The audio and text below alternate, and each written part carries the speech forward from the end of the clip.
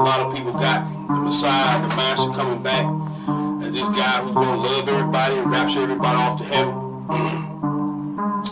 That's not true. That's not the teaching of the Bible. The Bible says,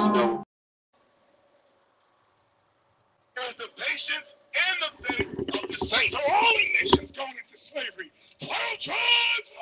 12 tribes! 12 tribes!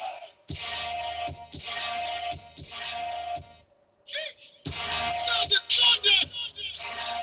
It's the fourth time around! The fourth son of Jacob! And like 4 inches! You know we going for it. Yeah! He come from the heavens with thousands. No, that ain't a lie, that's a leech. 144K on the way, and they pledge their allegiance to cremating heathens. Damn, ashes to ashes and dust to dust. Had to pull out this flesh cause I couldn't trust it. Got a spiritual body, you couldn't touch it. If you die in the test, you try and look. That's the one up, don't run up, get done up. Loaded clip full of scripts, I'm a bullet.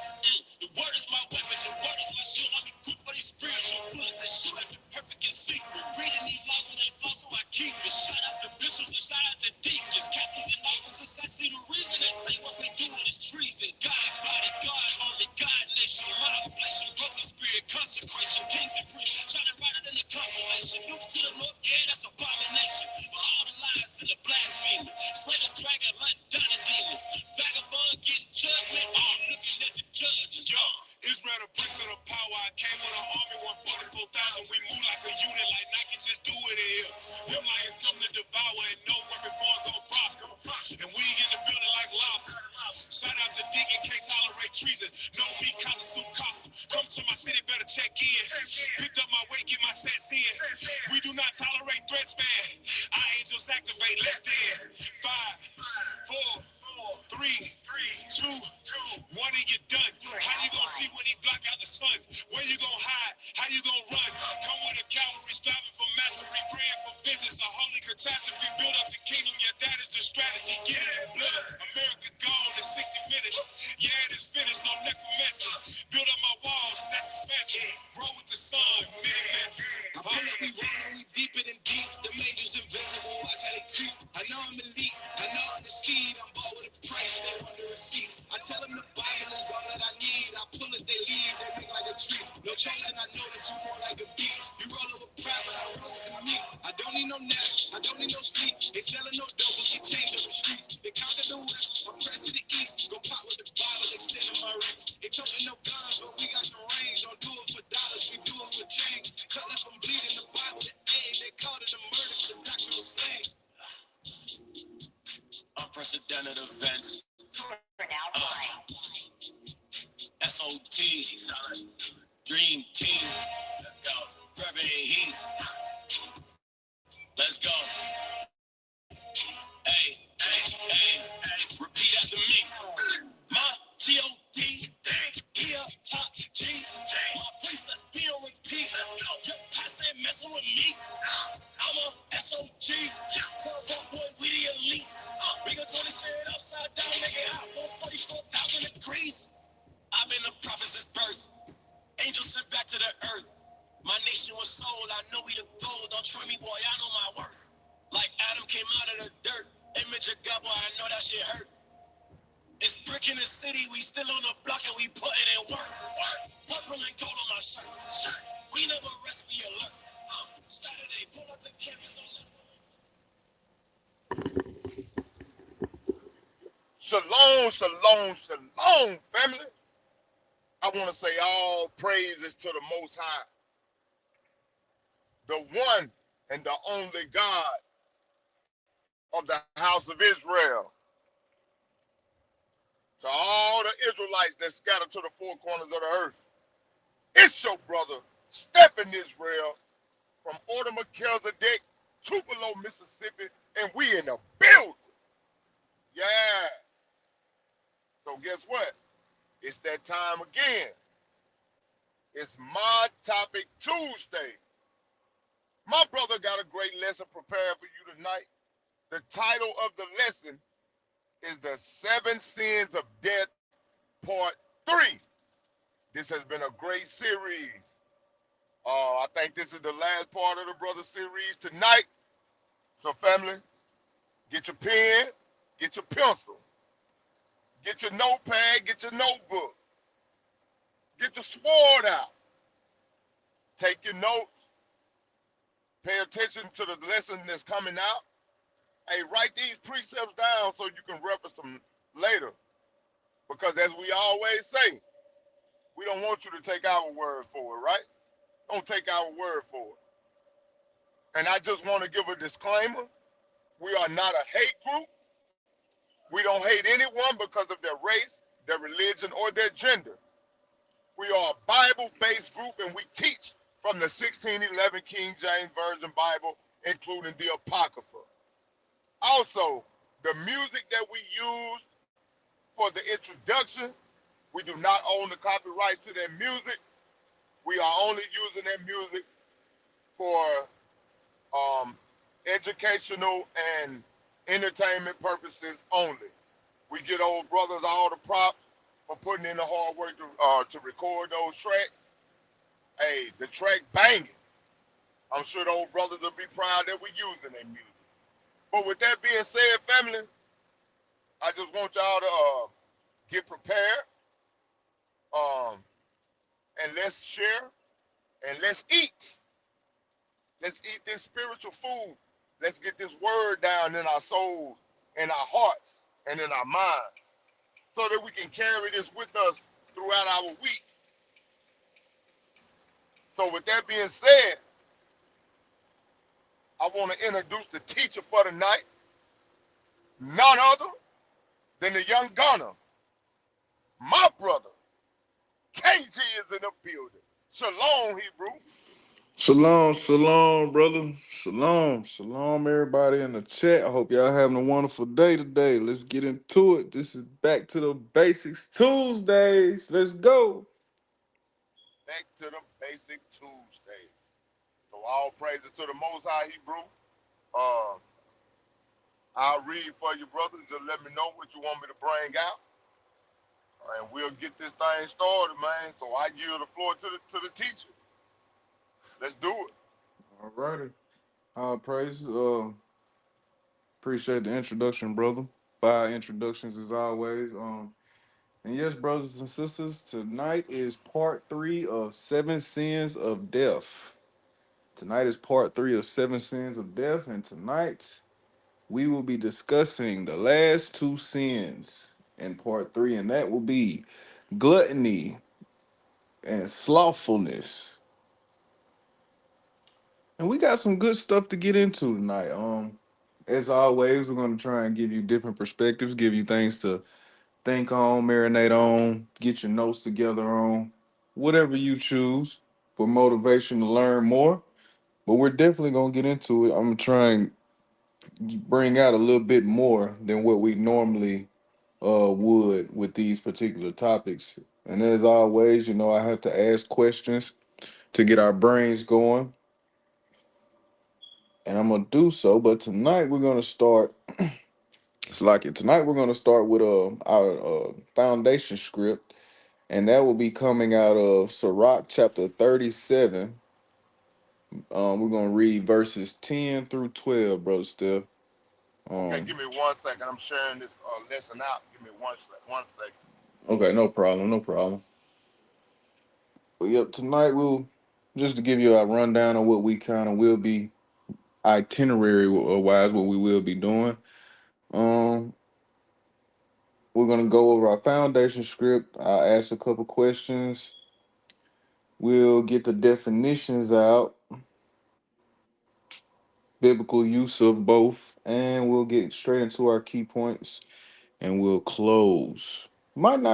We might not be too long before y'all tonight, brothers and sisters. But before we do go, we're gonna make sure that we get this lesson out the right way and the way that the Most High wanted out. I just want to say shalom to all my brothers and sisters in the chat. Once again, I hope y'all are doing having a wonderful day, Shalaki, and I hope everything is going great for you. I'm Appreciate you ready in when you ready, attendance. Hebrew. Okay. Um, And what script bring we out need? Sirach chapter 37, verses. We're gonna read verses 10 through 12. All right, give me 1 second. trying to multitask over here. I understand. We'll tag team it tonight. I'm gonna take some of this workload with you, so it don't be on hard on neither one of us.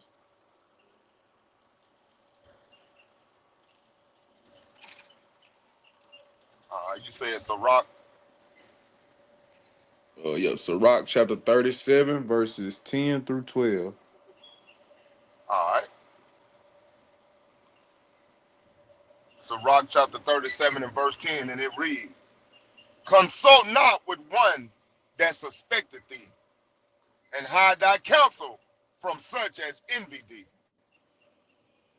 Neither consult with a woman touching of whom she is jealous, neither with a coward in matters of war, nor with the merchant concerning exchange, nor with the buyer of selling, nor with an envious man of thankfulness, nor with an unmerciful man touching kindness, nor with the slothful for any work, nor with an hauling for a year of finishing work, nor with the idle servant of much business. Hearken not unto these in any matter of counsel, but be continually with a godly man, whom thou knowest to keep the commandments of the Lord, whose mind is according to thy mind, and will sorrow with thee if thou shalt miscarry.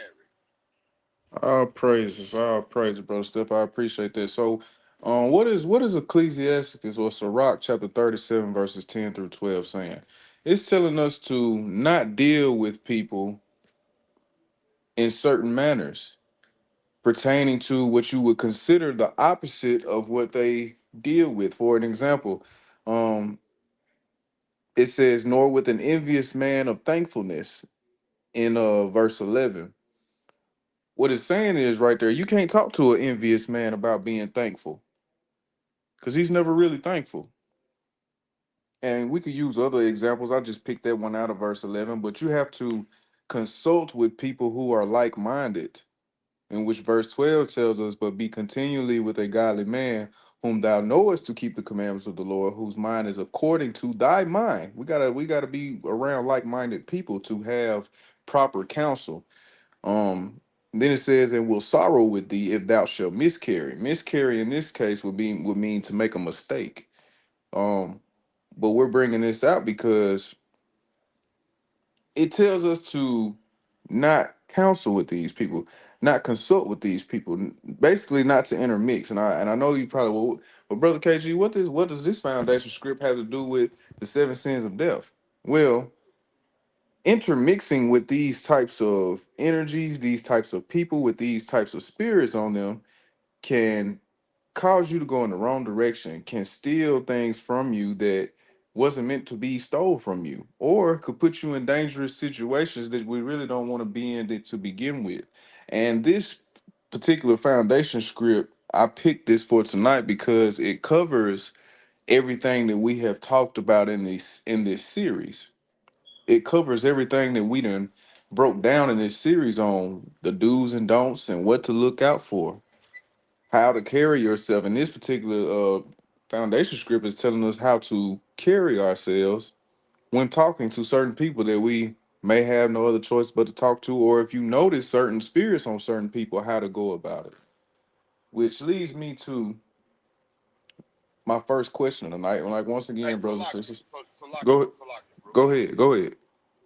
Um, right there in that verse 10 where it says, consult not with one that suspected thee, Mm-hmm. and hide thy counsel from such as envy thee. Right? Mm-hmm. Right. It says, neither consult with a woman touching her of whom she is jealous, Mm-hmm. neither with a coward in the matters of war, nor with a merchant concerning exchange. And see, why would you take a coward in the war with you and you know he gonna get you killed, man? Exactly.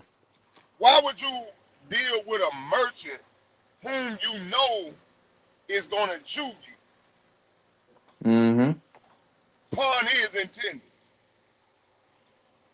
Nor with an envious man of thankfulness.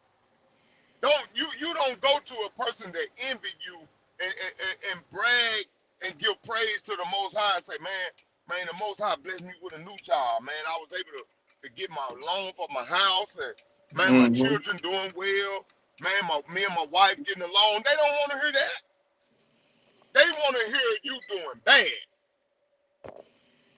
It burned They their spirit. It burned their spirit to hear you doing good. That's right. And then it says, nor with the slothful for any work. Why would you want to ask a slothful man to put his hand to the plow in something that you got going on? Always. Because you So, slack it, bro. Still, go ahead. because you already know that a slothful man don't want to work anyway. That's He right. don't do no work. My And every grandfather. opportunity he get to get out of doing work, he gonna Hmm. take it. My Go ahead. grandfather had. My grandfather had this saying that has been passed down to from the generation to generation, generation. But it's just it's a saying that we have in our family. But it reminds me of what you're saying right now about being slothful. Good service ain't cheap. Cheap service ain't good. And what that means is if you want the job done right, you gotta give that job to somebody who knows what they're doing, who wants to do the work. Now, will you have to pay a little bit more for that? Probably so. But would you rather give the work to somebody that is lazy, or would you rather give the work to somebody who wants to get the job done? Go ahead, brother. Still Oh, you on point, Hebrew? I just wanted to bring that out before you ask your question. But go ahead. okay. So once again, brothers and sisters, tonight we're talking about gluttony and we're talking about slothfulness. So the first question for tonight is: where does gluttony start, and what does it lead to? I ask that again. Where does gluttony start, and what does it lead to? Drop y'all answers in the chat.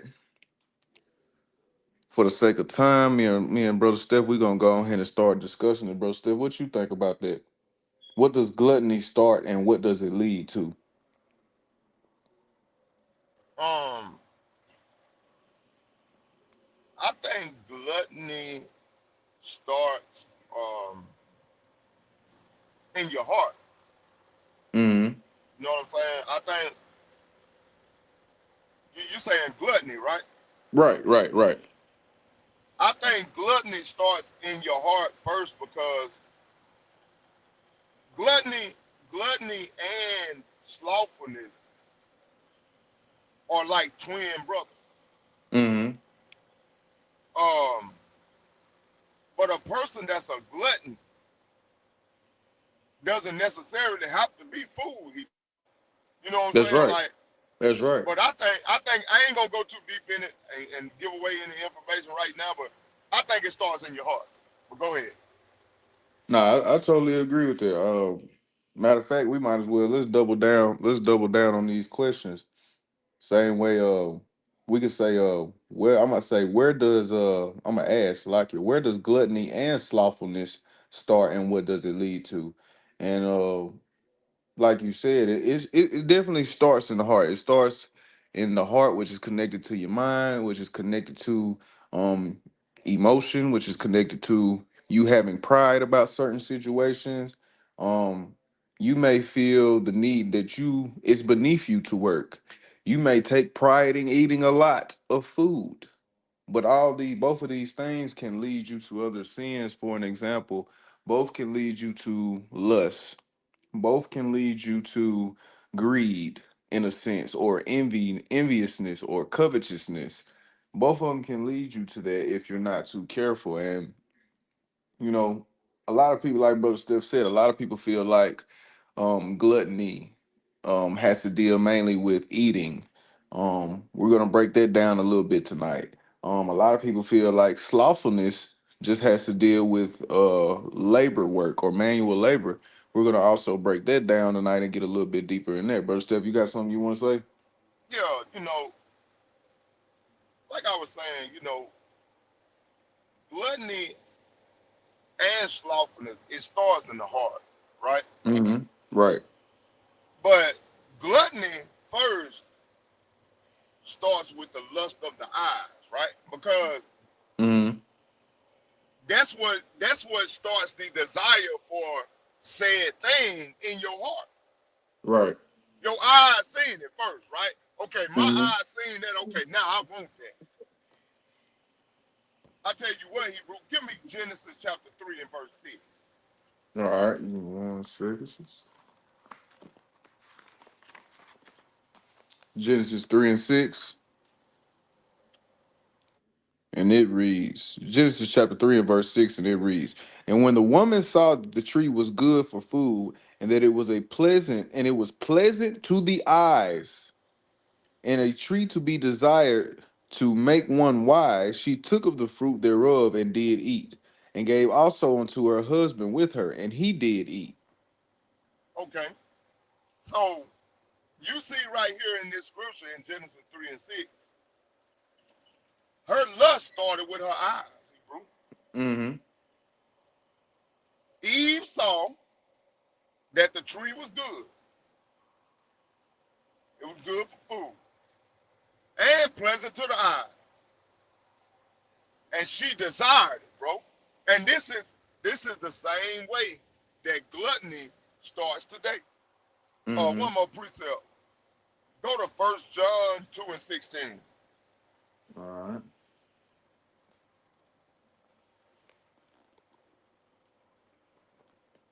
1 second here, bro. 1 John 2 and 16. All right. There we go. Because the eyes is where the lust begins. And the lust brings about gluttony and slothfulness. Mm-hmm. First John chapter 2 and verse 16. For all that is in the world, the lust of the flesh, and the lust of the eyes, and the pride of life is not of the Father, but is of the world. So we see that gluttony begins when our eyes and our flesh start to crave more of a thing than what the Most High told us was good for our consumption. Mm-hmm.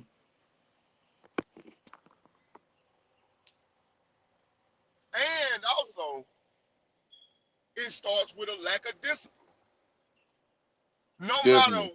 No matter what type of gluttony it is, if you have discipline, you can control yourself with anything, whether it be spiritual, physical, sexual, whatever situation. Discipline can defend you against gluttony and slothfulness. That's right. But go ahead, Hebrew.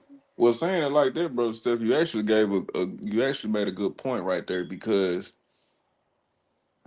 you said earlier that these things can be, well, they could be considered twins.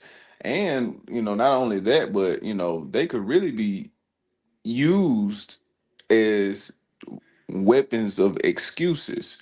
And why do I say weapons of excuses? Because like you said, without proper discipline, you'll use these things to your advantage to moderate and make it okay for you to do certain things that you know that you shouldn't do. You'll justify it in some sense when there's really nothing to justify about it. Which, let me find my definitions real quick. Because in Sirach 18, Hmm. verse 30, go not after thy lust, but refrain thyself from thine appetites. Right. If thou givest thy soul the desires that please her, she will make thee a laughing stock unto thine enemies. Mm-hmm. Man, how can you become a laughing stock because of gluttony? You get out overweight, Mm-hmm. you fat, you lazy, Undisciplined. undisciplined, Mm-hmm. you overweight. Now you're insecure. Now you embarrassed of yourself. Now you ashamed to go places. You know what I'm saying? You're ashamed of the way you look. Now Satan can use that against you, Mm-hmm. and he gonna play with your mind. But it all stems from gluttony. Man, all praises to that. Good breakdown right there, brother Steph. Man, let's get these definitions. I'm gonna start with gluttony first, and we'll just go with the regular, the Oxford language description. Gluttony is an habitual greed or excess in eating. Um, the synonyms to gluttony are greed, greediness, overeating, overconsumption.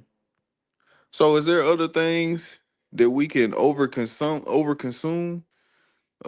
Absolutely, absolutely. Like, have you ever heard the term where it says, you're like a glutton for punishment? It can be used in many things. When you overdo anything, no, well, I ain't gonna say overdo anything, but basically when you are consuming certain things more than which you should, it can be looked at as gluttony, especially if you are lusting after it. You have a desire for it. That's one of the main things that makes it gluttony. Now let's get the Bible, the biblical definition of it.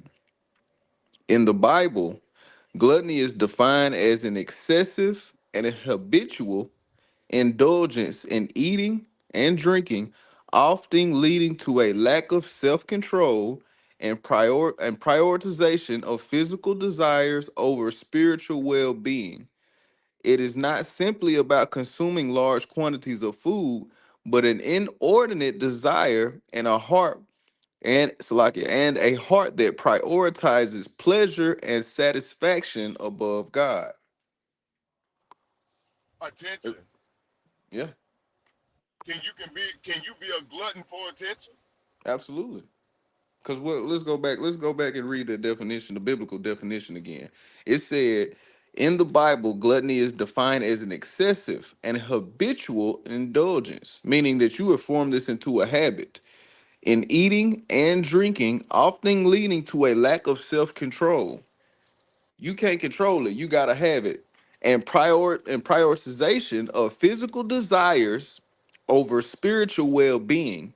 It's not simply about consuming large quantities of food. See, that's the part right there we gotta really hear. It's not simply about consuming large quantities of food. So what does that say? It can be other things other than food, but about an inordinate desire, meaning it's not an ordinary desire, and a heart that prioritizes pleasure and satisfaction above God.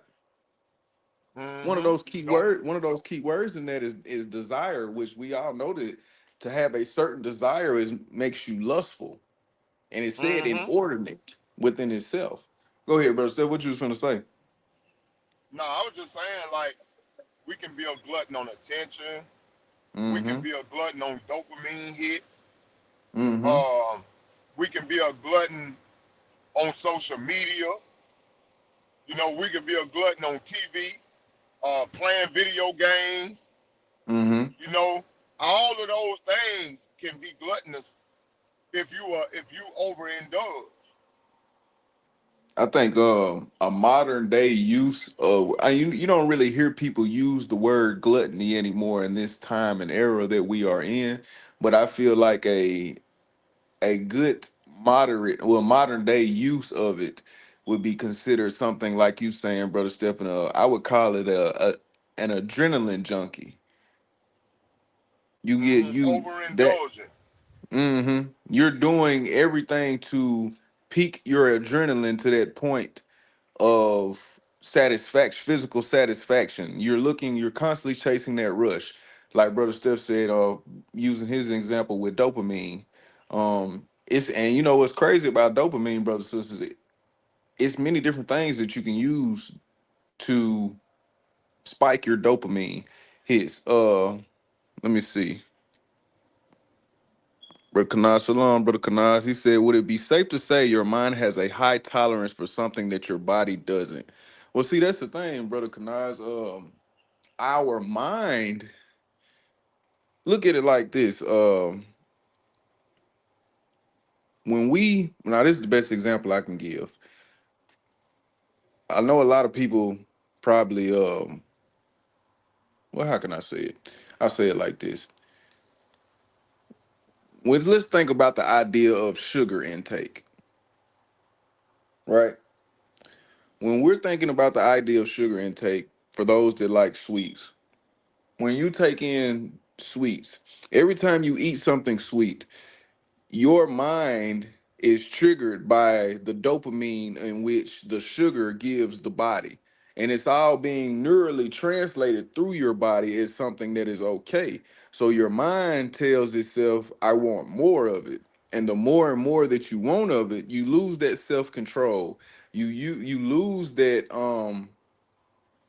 that discipline to not eat as much sweets, and then eventually you have diabetes or you have high blood pressure. Which one ever may come first? They might both come at the same time. The point that I'm trying to make here is that sugar, when same way with adrenaline, same way with cocaine in a sense, they both have the sugar has the same dopamine hits that cocaine would or that adrenaline would. And I'm saying that to say this: when you tell yourself that you want, when your mind tells you more, I want more of this, want more of this, want more of this, your mind has become addicted to that dopamine hit and wants it more and more and more. But like Brother Kanaz just asked, can the body handle it? To a certain point, it will until it can't no more. And that's when you have the situations or the scenarios where you become too fat, or now you're addicted to a drug that you shouldn't be addicted to, um, or you having a stroke or a heart attack. because you didn't raise your blood pressure to way past the capacity in which it should be. Or you know what I'm You're saying, you're just diabetic. Mm-hmm. exactly, you're not healthy, you know what I'm saying. And this is just an example, um, to add to what Brother Kanaz brought out, but this is still a good example because a lot of us deal with stuff like this. I know for a fact that we don't, a lot of people don't watch the sugar intake that they take in. For an example, and and this is something, like I said, it goes unsaid. You're not even thinking about it. You eat one cookie. Let's just say your favorite cookies are Oreos. Okay. Well, let's just say each Oreo has 20 grams of sugar in it. Okay. You eat three of those, you just consume 60 grams of sugar. Then you turn around and drink later on in the day. You may have drunk a Fanta, a lemonade, or just throwing drinks out there.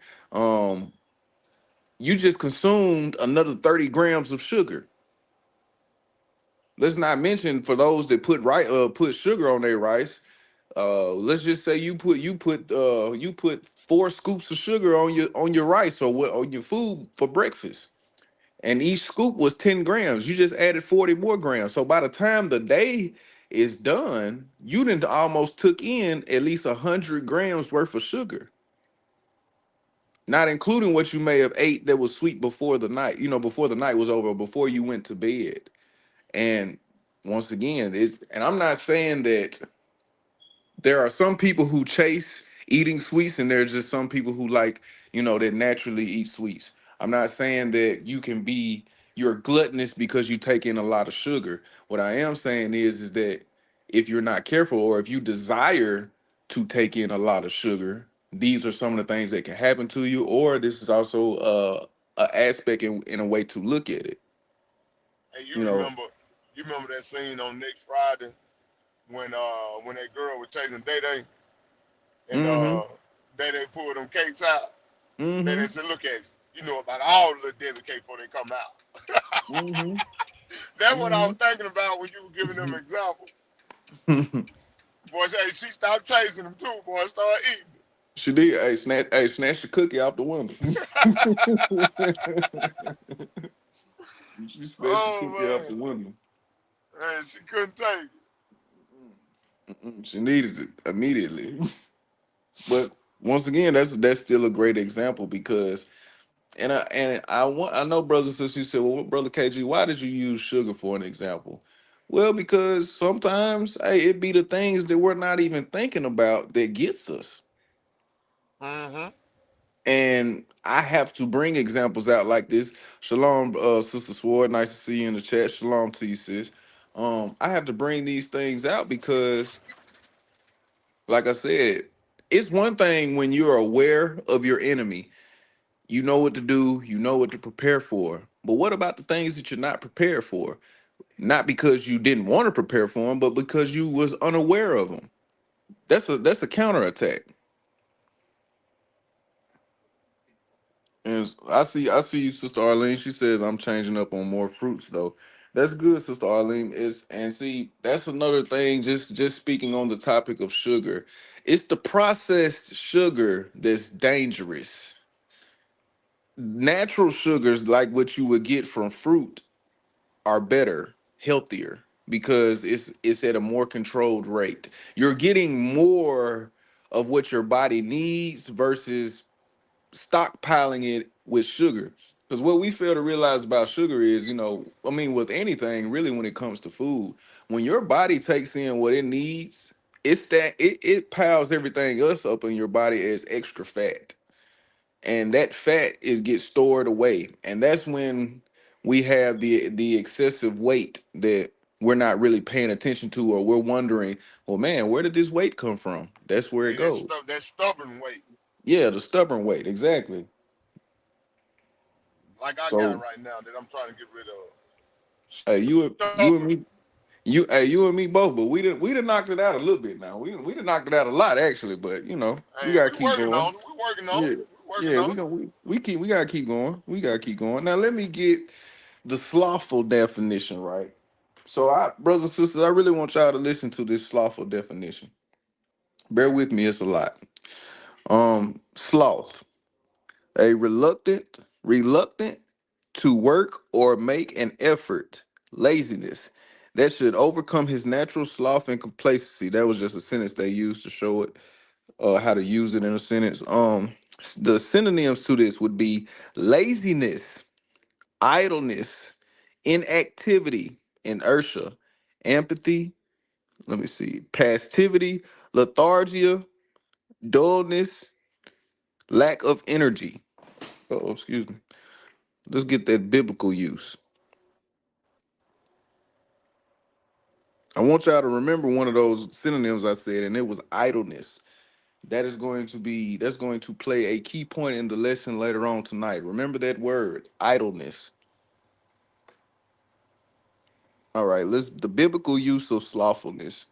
In the Bible, sloth means a spiritual apathy, laziness, or deep contentment with one's spiritual state that leads to a neglect of God's commands and duties. Listen to this, brothers and sisters. It goes beyond mere physical inactivity to a spiritual unfaithfulness or even a severe rejection of God's callings and goodness in life. The Bible encourages diligence and warns against slothfulness, like you, and it hinders spiritual growth, causing harm, and is contrasted with the active faith of a believer. Let's break that Hey, down, brothers Hebrew. and sisters. Go ahead. Hey, let me give you the definition of sloth, the animal, right? Mm-hmm. Listen to this. Bring it up. A slow-moving creature from Central and South America Mm-hmm. spends most of its life hanging upside down in a tree. Most of his life, right? It Mm-hmm. moves extremely slow and sleeps 15 to 20 hours a day. Mm-hmm. It rarely comes down except to relieve itself. Wow. I've never really seen the sloth before. And what's I have. ironically They ugly crazy too. about it, yeah, what I ain't never seen one, but what I will say that's ironic about them, a lot of people like sloths for some reason. Never really understood why, but a lot of people like them. Never really Hey, got that. bro, Mhm. I'm gonna tell you, they so lazy and so nasty that it's a insect that lives and breathes in the hair of a sloth. It's like a moth. Hmm. The sloth so lazy, he don't even get him off. They live. They've had their babies on the sloth and hatch them on the sloth, and that's where they live at. Wow. Yeah, that's crazy. But, hey, I know I sound like a nerd, but anyway, that's just a fun fact. It's just something that I know. But go ahead. You don't sound like no nerd, bro. That's good information right there, because I didn't know it. Let's go back to the biblical definition, brothers and sisters. Like it. All right. So in the Bible, slothfulness means a spiritual apathy, laziness, or deep contentment with one's spiritual state that leads to a neglect of God's commands and duties. Now, before well, I'm gonna finish reading it. It goes beyond mere physical inactivity to a spiritual unfaithfulness or even a severe rejection of God's callings and goodness in life. The Bible encourages diligence and warns against slothfulness, and as it hinders spiritual growth, causes harm, and is contrasted with active faith of believers. So once again, let's break this down, because we already got the example that Brother Steph gave us of how the actual animal called a sloth acts throughout its daily routine in life. Let's just use this example, because what we have learned just in this biblical definition alone is that it can go beyond manual labor. Slothfulness can go beyond putting your hands to the plow physically. So with that being said, we now have to peel back a different layer to the idea of slothfulness. Let's use this for an example. You have God gives you a calling. Let's just say your calling is to sing. We're just using this for an example. Let's say your calling is to sing, but you find every excuse in the world not to answer to the calling in which the Most High has given you. You have officially entered into a realm of slothfulness, because like the definition says, it's denying spiritual gifts or callings that the Most High may have given you. So that's just one example. So let's all right, so and singer, being a singer, that's one thing, but what if your calling was to be a a deacon or a captain or a elder, and you run Or a away from teacher. that duty, Or or a a teacher. teacher? Look at it from that aspect, and really think about how detrimental that can be. you know I'll even do you one better. You know to study and show yourself approved, you have to apply. You have to put in the work. You have to put in the research. You have to go find the research. You have to go look for different things, different books, different precepts, learning how to read the book this way, being okay, not okay, but accepting the fact that you need to learn more and continue to learn more, always trying to elevate. But if you're taking days off from reading, if you're never opening your book unless it's one day out the week, or if you're never praying like you're supposed to be praying, you're never fasting like you're supposed to be fasting, you're not calling on the Most High like you should.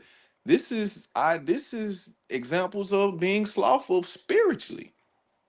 And when I was doing this lesson, brothers and sisters, I have to be honest and say I only thought being slothful could only pertain to being, a physical state of you not wanting to work. of you not wanting to put in the work, you being lazy. I thought it was just from a physical aspect, but when I got deeper and deeper into this lesson, I realized that it really can be spiritually, because you have to really sit back and think about all the people that have potential to do certain things according to what the Most High God y'all want us to do, and don't do it. So when you really think about it from that aspect of it, you realize that slothfulness is really a big thing. And like Brother Stephen said earlier in the lesson, gluttony and slothfulness kind of go hand in hand. They're almost like twin sins, because one can lead to the other. Both have a factor of undiscipline to both of them.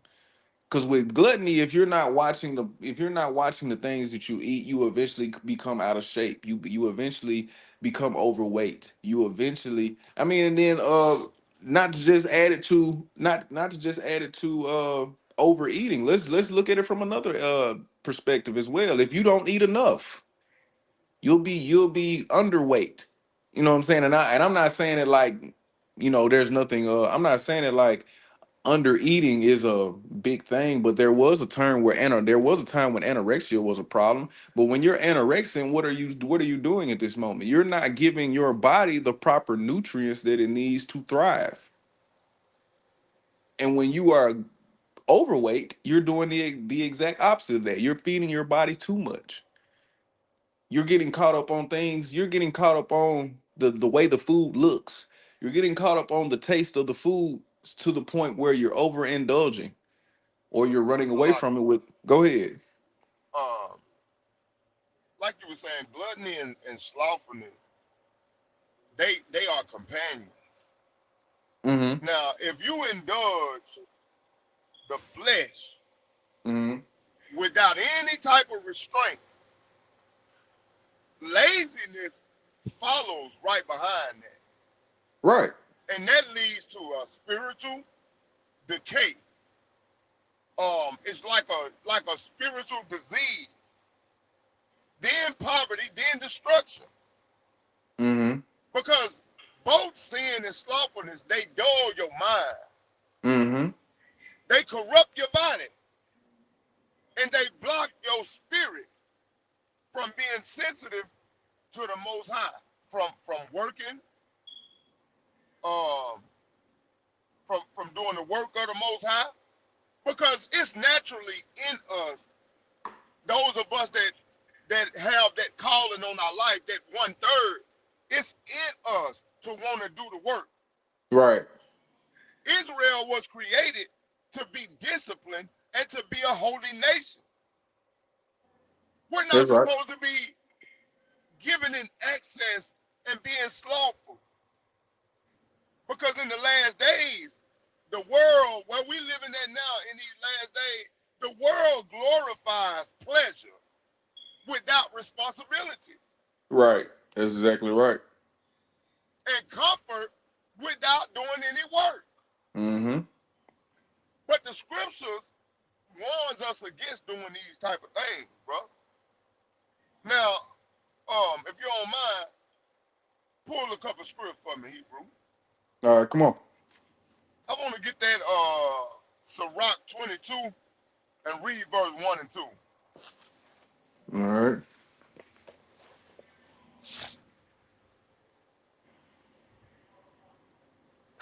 Because I want y'all to hear what they compare a slothful man to in this scripture. Bring that out, Hebrew. It says Sirach 22, 1 and 2, and it reads, Sirach chapter 22, verse 1. A slothful man is compared to a filthy stone. Stop And right there. Wait mm-hmm. a minute. A slothful man is compared to a filthy stone. Because what do a stone do? They ain't got no legs. They ain't got no Mm-hmm. arms. That Mm-hmm. stone can't move nowhere. He can't go nowhere. So he got to take whatever the Lord sent his way. Whether it be mud, whether it be clay, whether it be soot, dirt, rain, sleet, or snow. He got to take it. Because get what? All he going to do is just lay there, KG. That's right. Go ahead, finish that out. A slothful man is compared to a filthy stone, and everyone will hiss him out to his disgrace. A slothful man is compared to the filth of a dunghill. Ooh, a slothful man is compared to the filth of a shit. Sugar, honey, iced tea. Man, hearing that scripture, nobody should want to be slothful. If being slothful causes me to be compared to a dunghill, man, show me where to work at. Cause I want to go do some work. I know this right. Was that all of that? Nah, hold on. I got a little bit more to it. A slothful man is compared to the filth of a dunghill. Every man that takes it up will shake his hand. Okay, let's precept that. Go to Proverbs 6 and read 9 through 11. If you ain't got that in your note. No, I ain't got it. Let me get Okay, to it. Proverbs 6, 9 through 11. All right. Proverbs chapter 6 and verse 9. How long wilt thou sleep, O sluggard? Huh. When Hey, wilt wait. In that definition of that sloth, the actual animal, what did it in the 20 slept for? hours out the day? That's right. Sleep. That thing sleep 20, anywhere from 15 to 20 hours a day. And there's no reason for no grown a man to be in the bed from from from 6 o'clock to 6 or 7 o'clock at night. Ain't no grown man got no business laying up in no bed. Not unless you working third shift. Working third shift or something, okay, I understand. But if you not working third shift, ain't no grown man got no business getting up out the bed no 4 or 5 o'clock in the evening. That's right. You a you a pile of dog. And Mama Mary, I ain't gonna say what I want to say, Mama Mary. I'm gonna be good. Go ahead, KG. How long wilt thou sleep, O sluggard? When wilt thou arise out of thy sleep? Yet Uh-huh. a little, yet a little sleep, a little slumber, a little folding of the hands to sleep. So shall thy poverty come as one that travaileth, and thy want as an armed man. So when you walking around here and you ain't got no money in your pocket, don't be complaining because you sleep all day Mhm. and you like a sloth. Only time you get up out the bed is to go use the bathroom. You a dog heel. It said the only time the sloth go down to the ground is when he got to relieve himself. So Mhm. if you a man sleeping from 6 in the morning to 6 or 7 o'clock at night, and the only time you get up in between, look up the definition of what a sloth is, because that's what you are. A dung hill. A pile of dung. Sugar, honey, iced tea, man. Go ahead, big bro. All right, let me bring the script out. Um, You got another one you was trying to bring out? Go ahead. I was just gonna touch on. Yeah, yeah, We yeah, gonna. yeah. But go ahead. All right, let's jump No, go to ahead. Go Deuteronomy. ahead. Okay, let's jump to Deuteronomy chapter 21, and we're gonna read 18 through 21. Now we understand All that right. we You ain't. said Deuteronomy. Yep, chapter 21. We're gonna read verses 18 through 21. All right. Verse 18. Deuteronomy 21, verse 18. If a man have a stubborn and rebellious son, which will not obey the voice of his father, or the voice of his mother, and that when they have chastened him, will not hearken unto them, then shall his father and his mother lay hold of him, and bring him out unto the elders of his city, and unto the gate of his place. And they shall say unto the elders of the city, this our son is stubborn and rebellious. He will not obey our voice. He is a glutton and Mm-hmm. a drunkard. Mm-hmm. And all the men of the city shall stone him with stones, that he die. So shalt thou put evil away from among you, and all Israel shall hear and fear.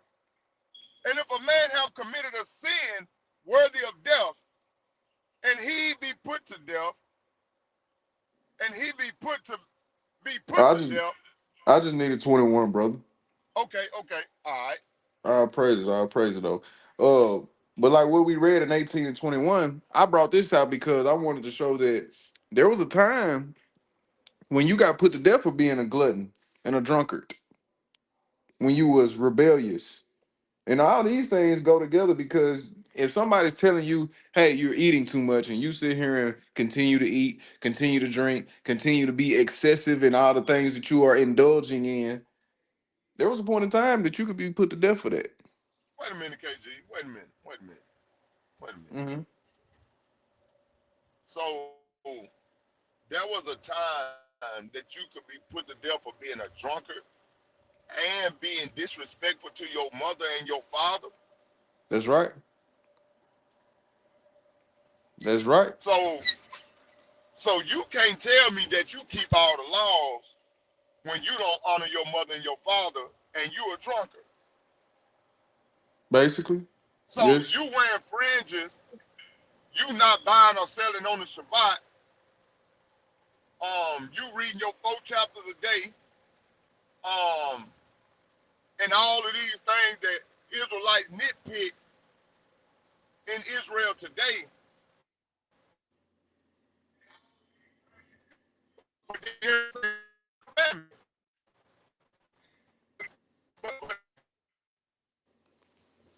I think you going out, brother. Still, you going in and out. You got some work.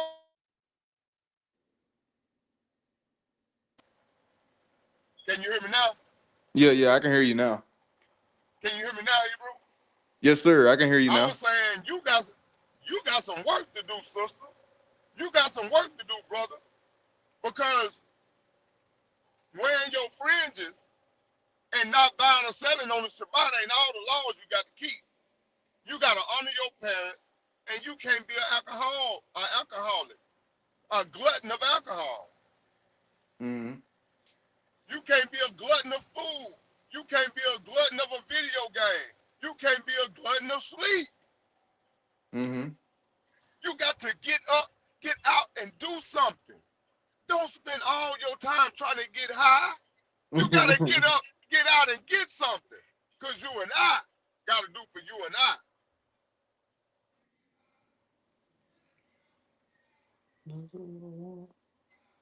Uh, the wise quote of Goody Mob.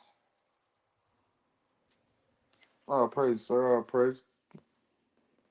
That's why he that complain of righteousness, man. Okay.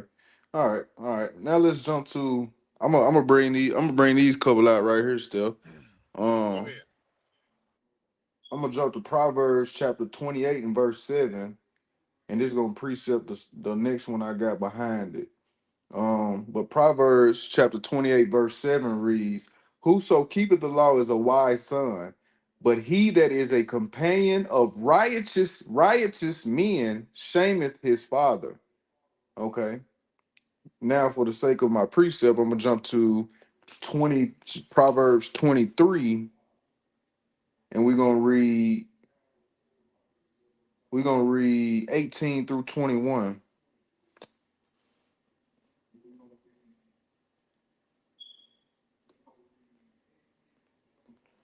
All right. Proverbs chapter 23 and verse 18, and it reads, for surely there is an end, and thine expectation shall not be cut off.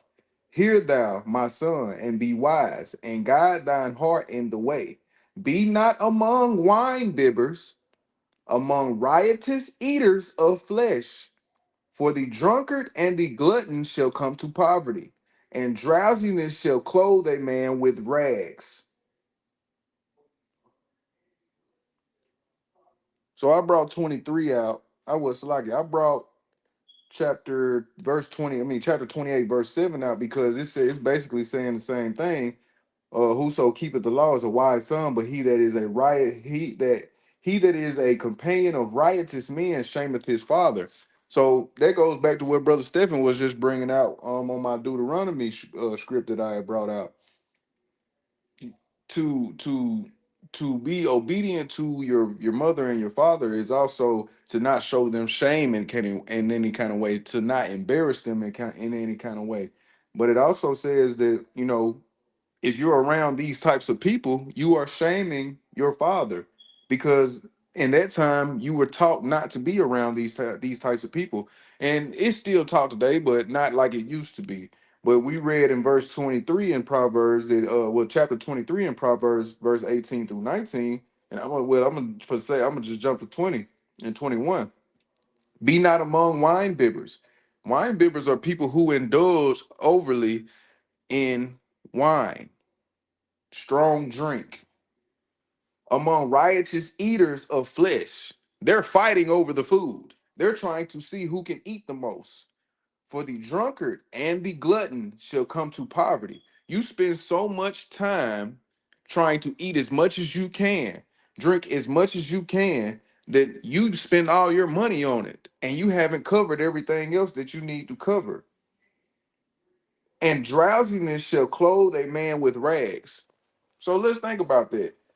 You get drunk. Of course, you got to go lay down, or you got to sit down. You eat too much. You got to sit down. You got to get some rest. But if this is all you're constantly doing, you're making a habitual pattern of eating, laying down, drinking too much, laying down. So by the time you spent all of your money, you now don't have the money that you need to buy yourself clothes. You now don't have the money, because it's basically what the scripture is saying. You don't have the money to take care of other needs that need to be met because you're constantly Your drinking, children. going to sleep, eating, exactly, going to sleep. Go ahead, bro. Steph, what you was gonna say? Yeah, because this the thing, bro. The scriptures don't tell us that we can't drink wine or that we can't have strong drink. That's right. The overindulging, the gluttony part of it. And also, it's the things you do after you over indulge in alcohol. It's the things that you do that's most of the time the sin. Right. Because of your glutton in alcohol, wine, and strong drink, now you acting a fool. Now you want to fight. Now you being hateful to people. Now your whole personality is different because that spirit of that strong drink is on you. That's why on the Hmm. building, when you go to get it, it says wine and spirits. That's right. Wine and spirits. Because they know that is spirits involved in that. Hmm.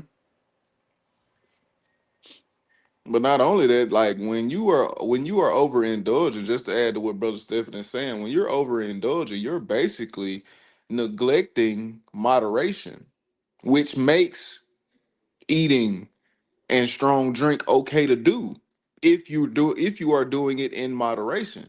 But when you're overindulging, you're taking away the one thing that could save you from drinking too much or eating too much. That is the these this concept of being a glutton and being a drunkard. This is what moderation was even brought up for examples like this. So, like, can I keep it real? I'm gonna keep Go it ahead, real. bro. Go I'm ahead, gonna bro. keep it Still, real. go ahead, and then I'm gonna answer this one That was comment that I was want to answer. Go ahead. that was a time in my life. That was a time in my life where on a Friday I would go and get a case of beer. and I would get some strong drink, and I would literally consume about 12 to 14 12-ounce bottles of beer and probably a pint or more of strong drink Mm-hmm. in one day, in a few hours. And it would alter my thoughts. It would alter my personality. It altered the way that I acted.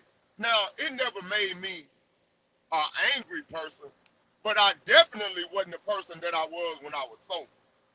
You know what I'm Right. saying? Mm-hmm. But that was, and I like to use myself for an example because I'm not one of those people that like to get up here and try to play like I always been what I am through the Most High today. I haven't always been where I am right now, and I'm not ashamed to talk about it. You know, you got those two holy Hebrews that try to pretend like they always been where they at right now. Well, I had, and yeah, brother, and it affects you, man. It affects your health. You don't want to get up and drink too much the night before. Gluttony has a negative effect on you all the way around. That's right. There's absolutely nothing good that can come from being a glutton. Nothing good at all. In whatever aspect of it is. But go ahead, I yield. Well, I just wanted to bring up Sister Psalms 91 Sword. She said I needed this on our praises that Sister Sword. Uh I needed this because I used to get up early and work out, but lately I've been resetting the alarm clock for more rest. Today was the last day laying in bed, back to taking care of my temple. Our praises that Sister Sword. And man, exercise is great. You know, me and Brother Steph, we have actually made sure that we get our workouts in. We actually be competing to see who done worked out the most. You know, Sister Sword, and I'm just saying that, you know, to give you further motivation. You know, hey, you can compete with us if you want to, but like Brother Steph, my witness, we be competing to see who done worked out the most this week. Oh yeah. Hey, we intentionally trying to sneak one in And sure do. like I did yesterday. Like I did yesterday. See what I'm saying? That's all right, cause I've been working out at home, and Wednesday tomorrow I'm gonna get one in myself. Shalom to you, Oh, brother Willie praise. Gardner. Happy to see you in the chat. Happy to see you in the chat. Where I was at? Listen, I'm gonna stay in Proverbs 23 real quick. I'm gonna read verses 1 through 8 real quick, brother. Still, um, Proverbs chapter 23 and verse 1, because this goes back to what I'm finna read, brothers and sisters. This goes back to moderation. What I'm finna read, but also still speaking on the topic at hand. When thou sittest to eat with a ruler, consider diligently what is before thee, and put a knife to thy throat if thou be a man given to appetite. Be not desirous of dainties, for they are deceitful meat. Dainties is sweets. Labor not to be rich, cease from thine own wisdom. Wilt thou set thine eyes upon that which is not? For riches certainly make themselves wings, they fly away as an eagle toward heaven. Eat thou not the bread of him that have an evil eye, neither desire thou his dainty meats. For as he thinketh in his heart, so is he. Eat and drink, saith he to thee, but his heart is not with thee. The morsel which thou hast eaten shalt thou vomit up and lose thy sweet words. Brother Steph, what you got to say about that one? What you think about that one? I mean, that's just wise counsel. You know what I'm saying? Like, Mm-hmm. and it just goes back to what you were speaking on earlier about sweets. You know, about too much sugar intake. And that scripture right there just bagged up everything that you brought out earlier, Hebrew. All praise. I praise it. I praise it. You got did you have any other scripts that you wanted to bring up? Of course I do. I Man, got come on. plenty. I got Come on. plenty. Come on with it, my friend. Come on with it.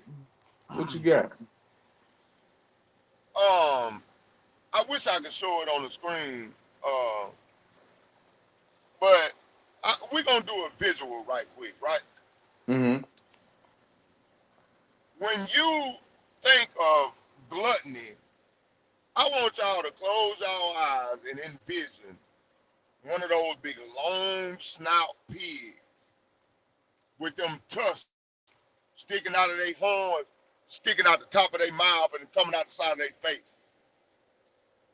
Because that's what you become. Not with just food. Again, I say, that's with anything that you become a glutton of. And when you think of a sloth, I want you to envision that definition that we gave y'all earlier. It sleeps from 15 to 20 hours a day. It's only 24 hours in a day. That means only 4 hours out of a day, that thing actually moves, and I guarantee you it's eating during that time. And the only time that it take a time to go down out of the tree for a split second, because first of all, they have a lot of predators, and they move very slow. So they rarely go down to the ground, because once they get down on the ground, they vulnerable. Because it take them a long time to climb, because they move like really, really slow. Like, it's frustrating how slow they move. If you watch one, it's frustrating to watch them, because you looking at them, you like, man, go, go, go, go. I was watching a leopard hunt one of them one day. They had a baby, Mm-hmm. and they went down to the ground to use the bathroom, and the leopard was coming up on him, and I was like, well, I know that thing got to have another gear. It got to have another gear, bro. It didn't. The leopard ate him and the baby. So, so when you think of a leopard, now when they swim, they pretty fast, right? In water, they're pretty fast. But when you think of a sloth, think of that, right? When you think of diligence, think of an ant. Think of the ant, because the scriptures tell us, be like the ant, because they store their food in the summer for the winter. They always working. It said, the scriptures say, study the ant. So when you Mm-hmm. think of diligence, let your mind think of an ant. And when you think of discipline, I want you to envision the Lion of Judah. That's right. Because who was more disciplined than Christ? Who was more disciplined than Christ? So Nobody. a sloth is like a warning, right? When you think of slothfulness, let it be like a warning to you, like an alarm going off. Mm-hmm. Because they're slow, they're lazy, and they're unproductive. And I know for a fact that none of us want to be either of those three things. When you think of a pig, that's the image of gluttony. Think of uncleanness in abundance, excessive uncleanness. The ant is a model of diligence and preparation. Y'all always hear me say proper preparation prevents poor performance. The 5 P's. And a lion is always the the the symbol for strength and discipline. So these are the things that I want y'all to take with y'all from this lesson. All right. Uh, when you think about the sloth, and I know you kind of gave a spiritual understanding too, KG, but the sloth is not just physical laziness. Being slothful is not just physical laziness. Mm-hmm. It's a spiritual negligence. It means falling prey to the flesh. It means that you fail in the pray, you fail in the study, you fail in the fast, or not do the work of the Most High at all. Why? Because your flesh is weak. Your flesh is fighting against your spirit man. Every time you get your mind set to do some work for the Most High, Satan will put something in your face to do. You get on there to look at a video on a lesson, and something else will pop up. You start watching, and it throw your whole thoughts off. Mm-hmm. And it's also um, procrastination. It's it's it's it's it's delayed obedience to what's important to the Most High. That's right. That's what slothfulness is, man. Um, Gluttony starts with your eye on what looks good. In the heart, desires without restraint. In comfort and idleness. Now you don't have a purpose. In a lack of gratitude and discipline. And I know we keep going back to that word discipline, but slothfulness and gluttonous is a lack of discipline, Hebrew. It is. That's exactly what it is. Um, Slothfulness starts um when you don't have gratitude. When you don't have gratitude to the Most High for what He's done for you and your family and your children, you become slothful. Now wait a minute, bro, Stephen, that don't go together. Oh yes, it do. Yes, it do. Because KG, if I'm grateful for what you, if I'm living in your house, right, Right. and I done lost my job, I done fell on hard time. You let me use the room till I can get back on my feet. If I'm grateful for you allowing me a place to stay, am I gonna lay in the bed all day while you get up and go to work? And then you come Absolutely home not. and I'm still laying in the bed? Absolutely not. That's slothfulness, right? Let's go to Philippians 4 and let's read 11 and 12. All right.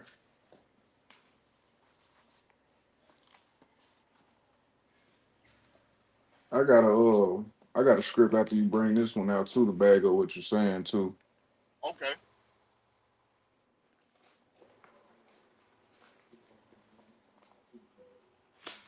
Oh yeah, Philippians. There we go. Philippians 4, 11 and 12. All right, Philippians chapter 4 and verse 11. Now that I speak in respect of want, for I have learned in whatsoever state I am, therewith to be content. I know both how to be abased Base and to be abound. I and know I that know scripture by heart. Go ahead. I know both how to be abased and I know how to be abound. Uh-huh. Everywhere in all things I am instructed both to be full and to be hungry, both to abound and to suffer need. Gratitude, gratitude, gratitude, gratitude, gratitude. You gotta learn to be abased and to be abound. You gotta learn how to be disciplined when you doing well and learn how to be disciplined when you're down. That's right. This is what brings about a control over slothfulness and gluttonous. But go ahead with your script, Hebrew. I just wanted to bring out Ecclesiastes chapter 10 and verse 18, and it reads, By much slothfulness, the building decayeth, and through idleness of the hands, the house droppeth through. What is that saying, brothers and sisters? Remember, I said earlier in the lesson, I wanted you to remember that word idleness, because idleness is a very vital point to both gluttony and slothfulness. When you become idle, we know that the scripture tells us that when you become idle, the idleness is the devil's playground, basically. It's his workshop. So when you become idle, it's basically like Brother Steph was saying. You allow things to deter you from the objective in which you're supposed to be doing. If you're being idle, you're not being disciplined. If you're being idle, you can almost say that you're not being abased or being abound, because now you're at a point where you're being too content, especially when it comes to slothfulness. And like, let's go back to the script. It says, "By much slothfulness, the building decayeth." Taking a play out of Brother Steph playbook that he just did. Picture yourself building a building. You have all the money that you need to build it. You have all the utensils. You have all the equipment. You have everything that you need to build this building. Now, the person that wants you to build this building gives you 3 months to do it. The first couple weeks, you start out strong. You start out great. You get halfway done. You got the foundation up. The roof is not up, but the structure is up. The foundation and the structure is up. Okay, that was in the first 2 weeks. The next 2.5 weeks, 2.5 months, you let the foundation just sit there. A storm comes through, mess up the structure. Another storm comes through, messes up the wood, messes up the foundation. Something happens. You didn't build the foundation correctly the first time, or you found a defect because you didn't sit here and diligently do your work. This is what idleness gets you. See, to be idle is you're sitting and allowing things to pass you by. You're sitting and allowing things to not get done. You're sitting and allowing things to distract you. You're finding reasons not to do things, and that is not good. And this is the root. We could say pride and idleness is one of the root causes of being a glutton, one of the root causes of being slothful. Go ahead, brother Steph. You got something you want to say? Yeah, I want you to read that script again. Okay. Ecclesiastes chapter 10 and verse 18. By much slothfulness the building decayeth, and Okay, through okay. I'm gonna give you an example, right? Mm-hmm. And we're gonna use your structure example again. Okay. Say for instance, you inherit from your great grandparents, right? You inherit a house. Mm-hmm. And with this house comes land and a barn, right? Right. But you slothful, and they didn't know that you were gonna be slothful. They gave you this will because they loved you. You they see, right? Right. But they don't know you're sorry and you a dunghill. So they leave you this stuff. Mm-hmm. But all you do is live in the house. You don't do no repairs. You don't keep the yard mowed. You don't keep Mm-hmm. the barn up to par. You ain't tending to none of the animals they left out there in the field. All you doing is just living in the house. You ain't keeping it clean. You don't sweep. You don't mop. That's what that scripture is talking about.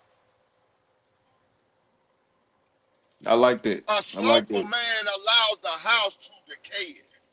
Mm-hmm. That's because you too sorry to get your tail up and do what it takes to keep this property up in a proper manner. That's why it decay, because you sorry. And that's what that scripture is talking about. Yeah, that Now was go ahead, good. Hebrew. I like that example. That was good right there. That was good. I'm gonna jump to that's right. That's right, Sister Psalms. Wasting a blessing. That's exactly right. That's Hey, hey, exactly hey, right. hey, hey. And what about this temple? Right. What about this structure? Mm-hmm. Because that's what the scripture is really talking about. Mm-hmm. This structure that we walk around in every day. That's right. See, being a glutton is the same way as that man laying up in that house every day and not tending to the roof. You not tending to the paint. You not tending to the mowing. You not tending that you see the walls and the squirrels is building nests in the sides of your house. Because as long as you ain't getting wet, you don't care. It's the same way with this temple. When you putting all of this different stuff inside of this temple, when you That's not right. getting up, working out, and taking care of yourself, that's this structure right here. Same thing. Filling it with sin. All different manner of sin. It's just allowing it to decay. And eventually, it's gonna fall apart. Because sin, what's the results of sin? Death. That's right. Just like that house, it's gonna fall down and it's gonna die. The same as this temple right here. If you don't have discipline and you don't control yourself and you slothful, this temple is gonna die.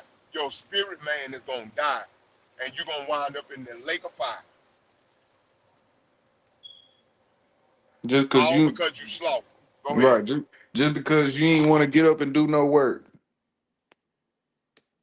Just because you ain't want to get up and do no work. I'm gonna jump to Hebrews chapter 6, verse 10. And it reads, "For God is not unrighteous to forget your work and labor of love, which ye have showed toward his name, and that ye have ministered to the saints and do minister. And we desire that every one of you do show the same diligence to the full assurance of hope unto the end, that ye be not slothful, but followers of them who through faith and patience inherit the promises."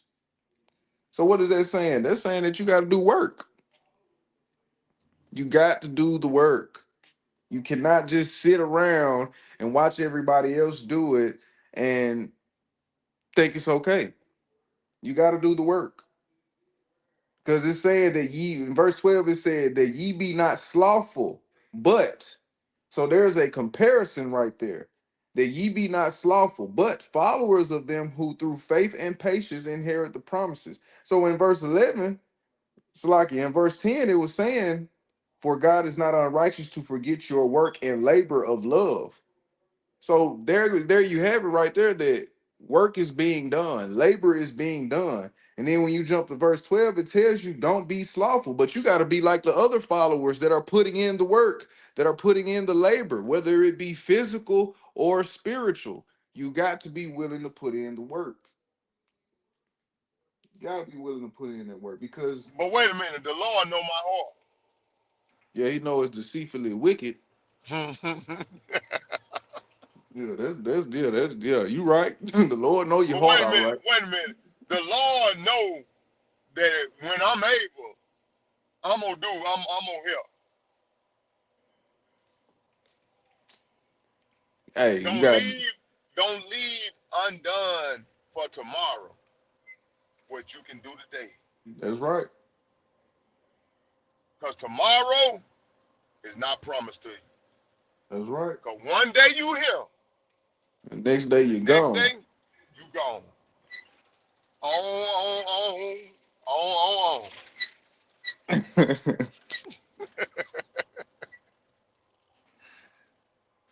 All right, what we got? What we got, brother? So we closing we closing on in towards the end. Like I said, I wasn't really gonna try to be as long as we normally be, but hey, wherever the Most High want us to go, we will go. Hey, I got something for you, Hebrew. Go ahead, bring it up.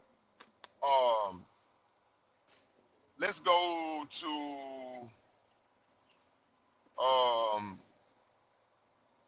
tell you what. Let's go to Hold on 1 second. Um, let's go to.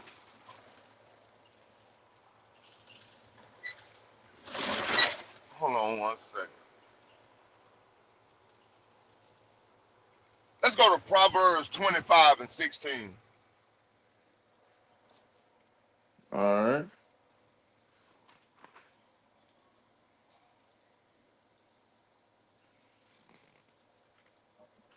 Proverbs chapter 25 and verse 16. Hast thou found honey?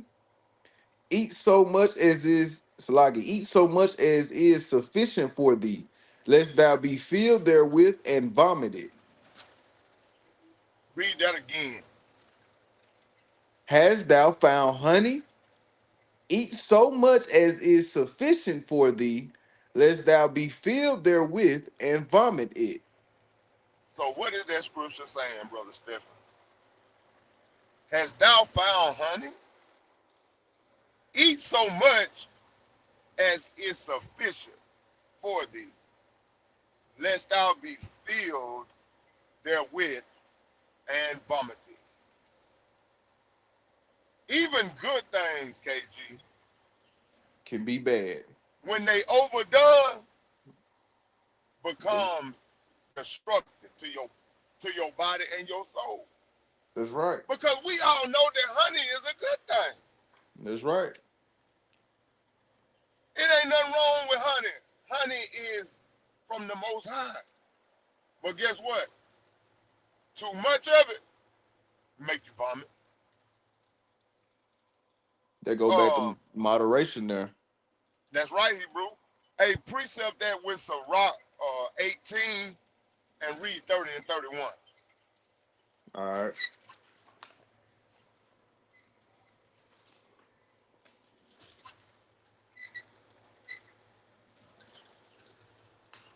Sirach chapter 18 and verse 30. Go not after thy lusts, but refrain thyself from thine appetites. Ooh, what did it just call appetite? Start that from the top. Go not after thy lusts, but Uh-huh. refrain thyself from thine appetites.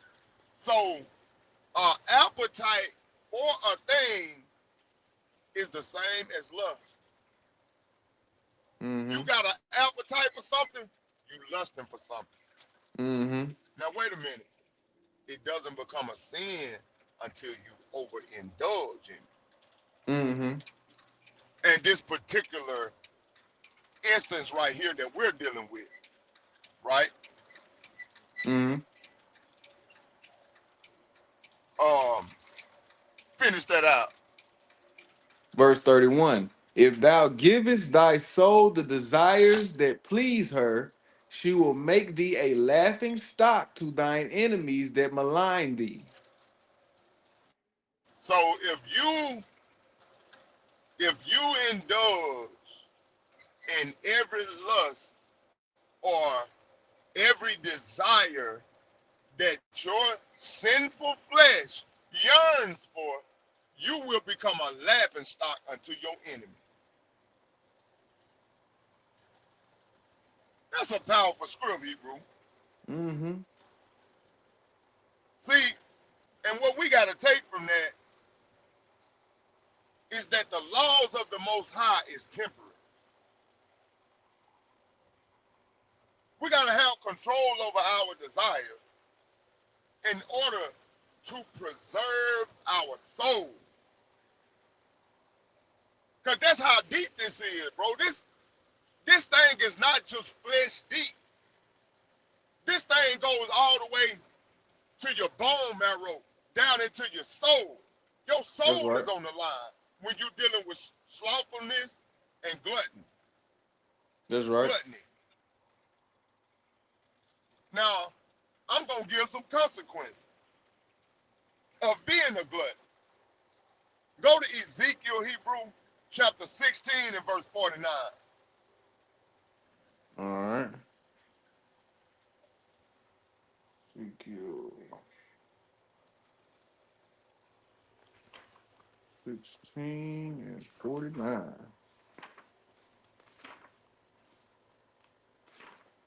Ezekiel chapter 16 and verse 49. Behold, this was the iniquity of thy sister Sodom, pride, fullness of bread, and abundance of idleness was in her and in her daughters. Neither did she strengthen the hand of the poor and needy. So Sodom indulged in gluttony and slothfulness. This was their sin, or part of their sin, and pride. Mhm. Um, Overindulgence, as we see in this scripture, was one of the sins that destroyed Sodom. Hey, the God that we serve is the same yesterday, today, and forever. If he destroyed them in that day for the same thing, what do you think he'll do to us today? Ain't That's no right. different. Hey, go to Tobit, Hebrew, Tobit 4 and 15. All right.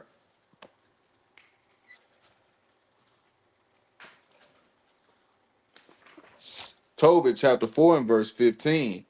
Do that to no man which thou hatest. Drink not wine to make thee drunken, neither let drunkenness go with thee in thy journey. So overeating and drinking too much, it weakens your wisdom. It weakens your judgment, as we spoke about earlier. Now, Mhm. I talked about it earlier. Now I'm backing it up with script. Because we don't ever want to just talk about stuff. We're going to always, on this channel, we're going to always back it up with script. That's right. Now, let me give you an example of a righteous moderation. What it looks like to have discipline. Hebrew, go to 1 Corinthians chapter 9 and read 25 through 27.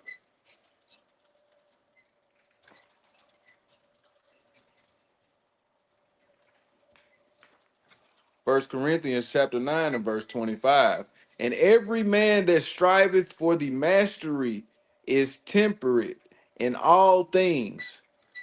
Now they do it to obtain a corruptible slocky. Now they do it to obtain a corruptible crown, but we in an incorruptible.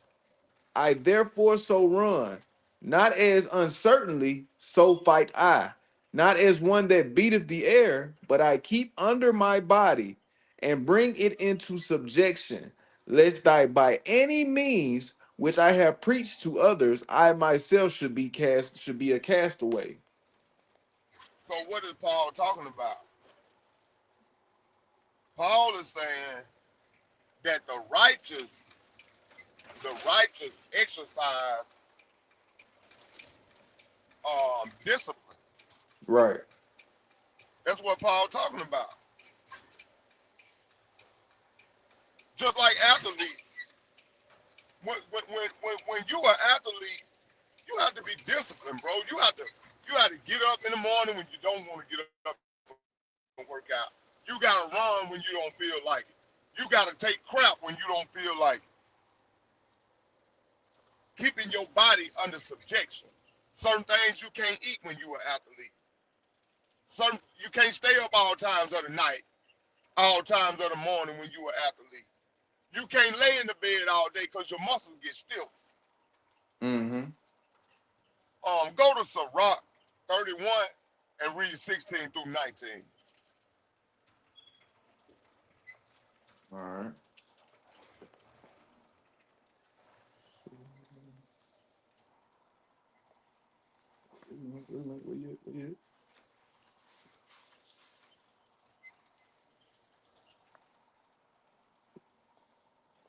Give me 1 second, brother. All right. Pages are sticking together. We in the spirit though, because I had that in my notes. All praise.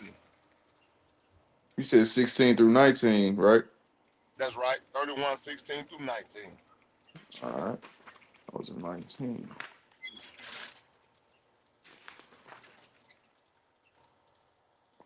Sirach chapter 31 and verse 16. Eat as it becometh a man those things which are set before thee, and devour note, lest thou be hated. Leave off first for manners' sake, and be not unsatiable, lest thou offend.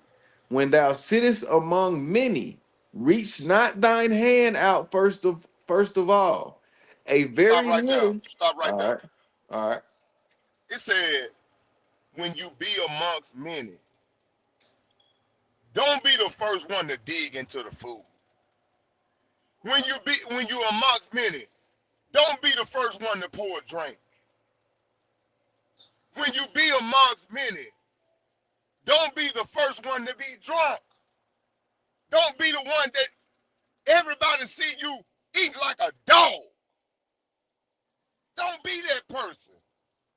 Mm-hmm. That's unbecoming of a man of God. Because people gonna talk about you. Don't be that person that got 5 or 6 plates. Don't do that. I'm Brother Stephen ain't saying this. Read that again. So can't nobody say I said it. Read it again, KG. Sirach chapter 31 and verse 16. Eat as it becometh a man. Thou Eat as it becometh a man. Eat like you got some damn sense. those Eat like you things, got some sense. Go that's ahead. right. Those things which are set before thee, and devour note, lest thou be hated. People gonna hate you. They hate to see you coming. Every time you come, they know you're gonna take 5 or 6 plates home. They know you're gonna sit down and you're gonna try to eat all their food up. Ain't nobody inviting you to the cookout. You not coming. Cause when they bring up the cookout, you know what they say? Don't call bro Stephen. Every time he come over here, he eat up everything. Then he won't take 6, 7 plates home with him. That's what people say about you. Go ahead, Hey, Hebrew. well, just to add to what you saying, bro, Hill, you got to think of it like this. When Think about when people have had cookouts and it's always that one person that take away all the plates. What everybody be saying about that person? Exactly what you just said. Mm-hmm. She came over here to get all the food. He Yeah, came they over here just to came get over all here the to eat. food. Came over here to eat up everything. Hey, and ain't Mhm. putting nothing on nothing. Yeah. Let's see. What was it? Verse 16. Eat as it becometh the man those things which are set before thee, and devour note, lest thou be hated. Leave off first for manners' sake, and be Leave not off first. Leave off first. Leave off first. Hey, leave off first. Hey, be the first one to wait and let everybody else go. Hey, let everybody else get their stuff first. Hey, be that person that say, "No, Hebrew, y'all go ahead. I'm gonna get at the back of the line." You know what I'm saying? No, mm-hmm. Hebrew, y'all go ahead, man. If anything left over, I'll fix me something. That then you know what they gonna say? No, Hebrew, you come to the front. That's what they gonna say. Hey man, Mm-hmm. y'all make sure that brother right there get him something to eat. KG, ain't that what they gonna say, KG? That's what they gonna say. Man, make sure that young brother right there get him something to eat, man. No, man, you our guest, brother. No, y'all let him fix his plate first. That's what they gonna say. That's right. Go ahead, finish that out. Leave off first for manners' sake, and be not unsatiable, lest thou offend. When thou sittest among many, reach not thine hand out first of all. A very little is sufficient for a man well nurtured, That's and right. he fetcheth not his wind short upon his bed. That's right, Hebrew. That's right. All praise to the Most High. And I just wanted to bring that out just to show, man, like moderation preserves your health and your character That's right. and your honor and your life. You know what I'm saying? That's right. But yeah, go ahead, Hebrew. That's all I had, man. I I'm just gonna want to just bring that out. well, I'm gonna bring out these last two scripts right here, and we can close off of that because that was beautiful. That hey like I said, I had that already down for one of my closing scripts too. But let's go to. I'm gonna go to Proverbs chapter 12, and I'm gonna read from verse 23 down to 28. Proverbs chapter 12 and verse 23. And this is just adding on to that moderation in which you were saying a while ago, brother Steph, but also speaking of other things. A prudent man concealeth knowledge, but the heart of fools proclaimeth foolishness. The hand of the diligent shall bear rule, but the slothful shall be under tribute. Heaviness is the heart of man, maketh it stoop, but a good word maketh it glad.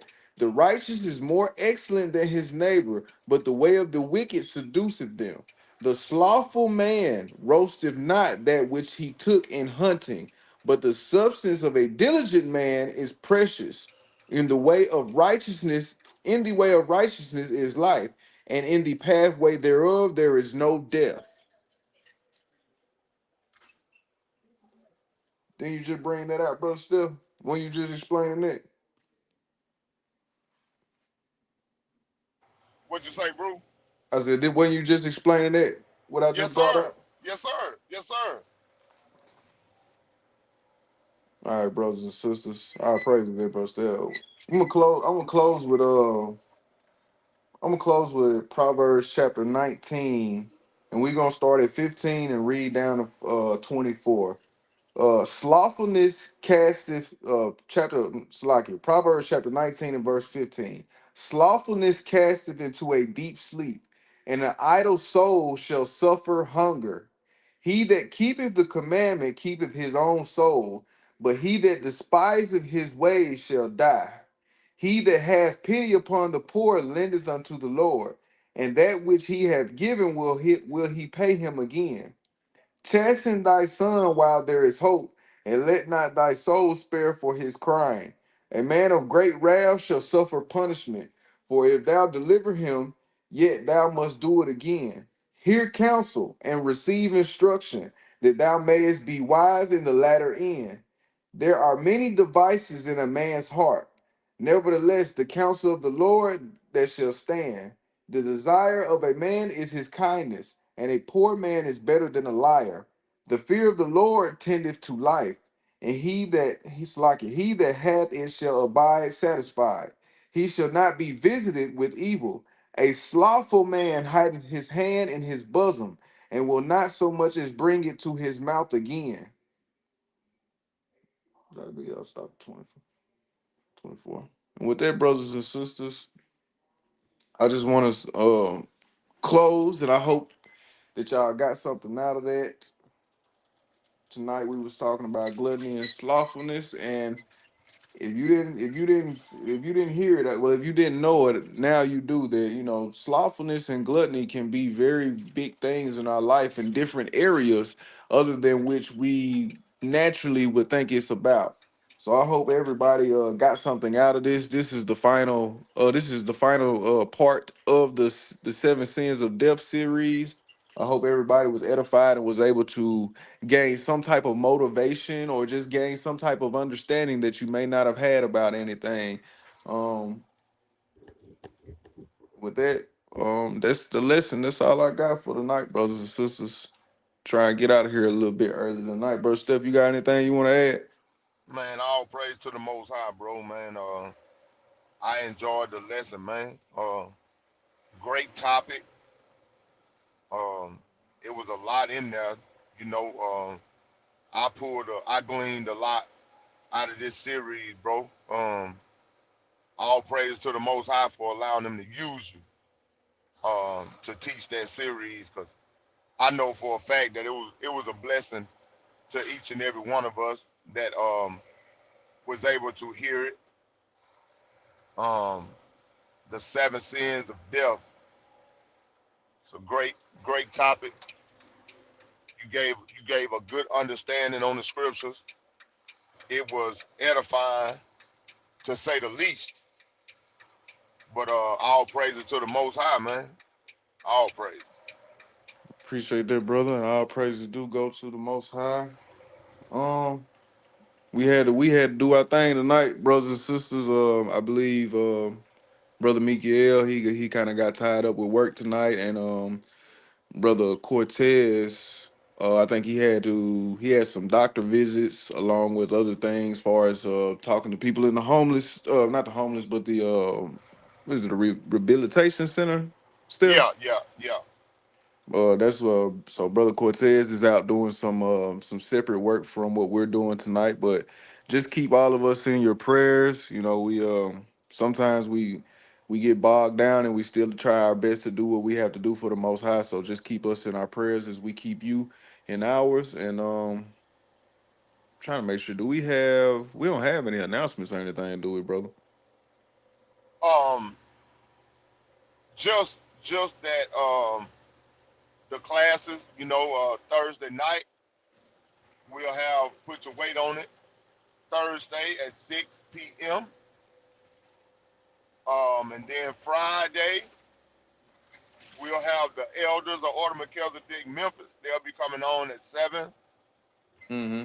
Then Shabbat morning we'll have Brother Eliyahu at 11 a.m. And then Order Melchizedek Memphis will be on again at 1 p.m. And then Sunday, Brother Mikael will be back on deck with a lesson. I don't know what time, um, whether it'll be that morning or that evening. He normally do it based upon his work schedule. So y'all know he'll send out he'll set it up and the notifications will go out. Also, Um, I think Wednesdays we're still gonna have that the prayer call on that's right. Wednesdays That's right. That's right. I always forget the prayer call. That's that right. brother Mikael and brother Cortez At will 8 be, o'clock yeah, at 8 o'clock, and that's Central. Central, right? Thank you. Also, I think let me make sure. Yep. Just to give you a friendly reminder on the screen of all the feast days that are coming up in the near future, so you can plan properly. The blowing of trumpets begins September 22nd and ends September 23rd at sundown.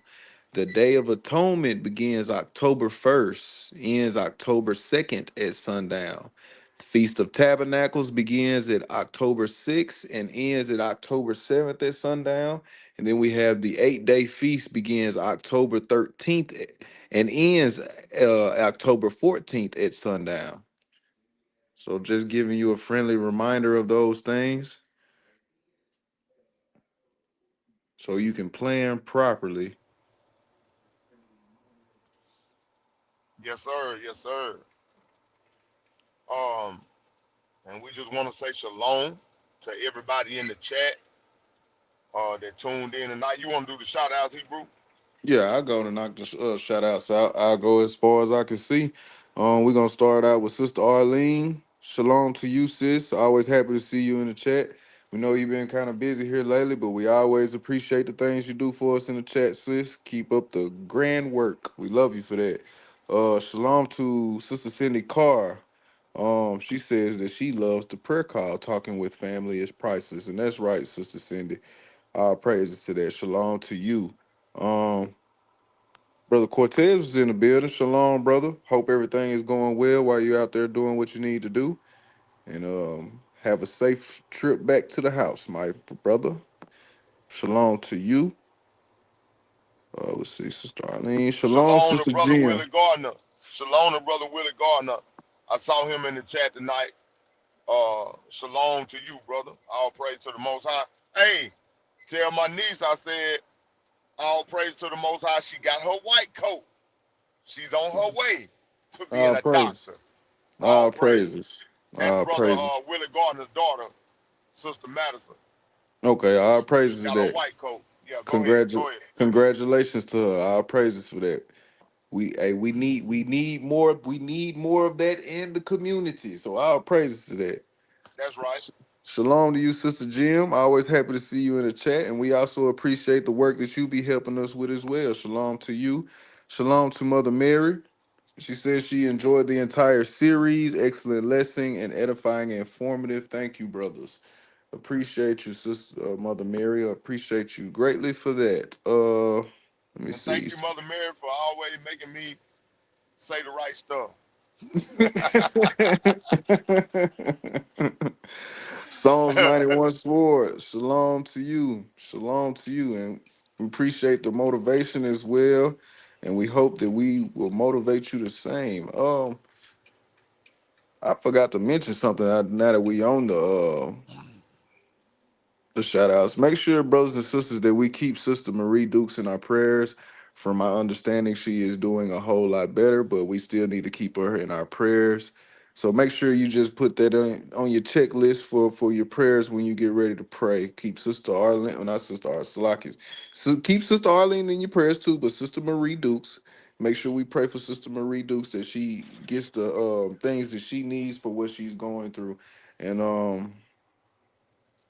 let me see. Let me get back to Sister Shadaria. Shalom to you. Happy to see you in the building. You know what, Brother Steph? I just realized something. We had set the class for 5 o'clock instead of 6 o'clock. Yep, because I was in that other time zone. Okay, got you. Got you. And you remember when I asked you what time it was Mm-hmm. earlier today?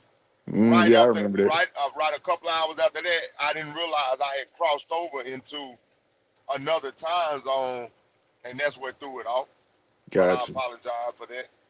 And Nah, I nah. was wondering why the numbers were so low tonight, and that's the reason why. I wasn't even paying attention there, but okay. Everybody thought we were coming on at 5, but that's my fault. Okay. That's my fault. No issue. No issue at all. Shalom to Sister Shanae. I hope I'm saying your name right, sis. Sister Shanae Yesharel. Shalom to you, sis. Happy to Sister see you. Shanae, shalom, sis. I ain't saw you in a long time. All praise.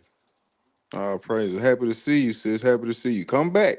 You see where we at? Come back. Bring somebody with you.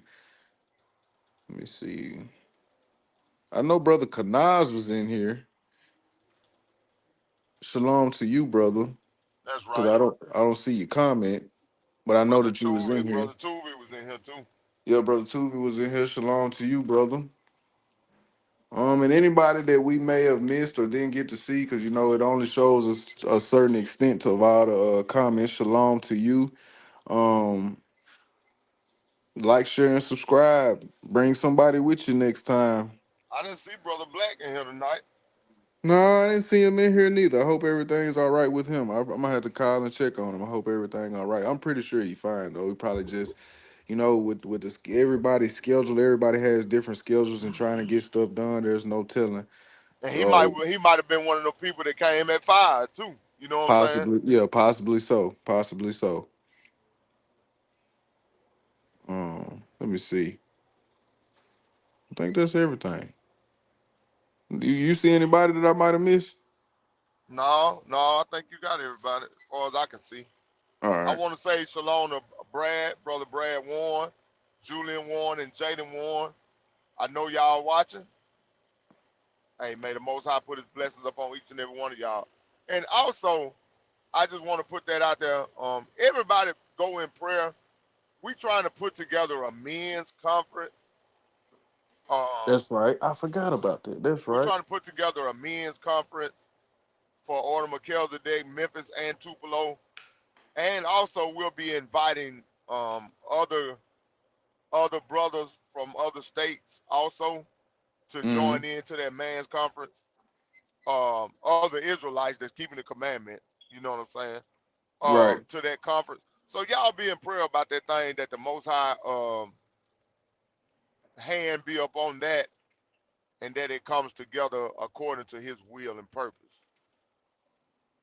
That's right. Cause the main reason, one of the main reasons we even came up with this idea, um, along with some of the elders, you know, we need to unify. We need more men. We need more leadership.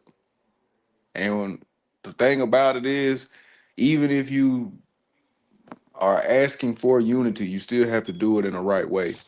And If anybody, like I said, we are still planning, but sisters, we will need somebody to cook. We will need somebody to help with other things. So if you're available or if you're willing to help, once we get more information about what we can and can't do, we will definitely let y'all know. But if you're willing to participate, man, feel free.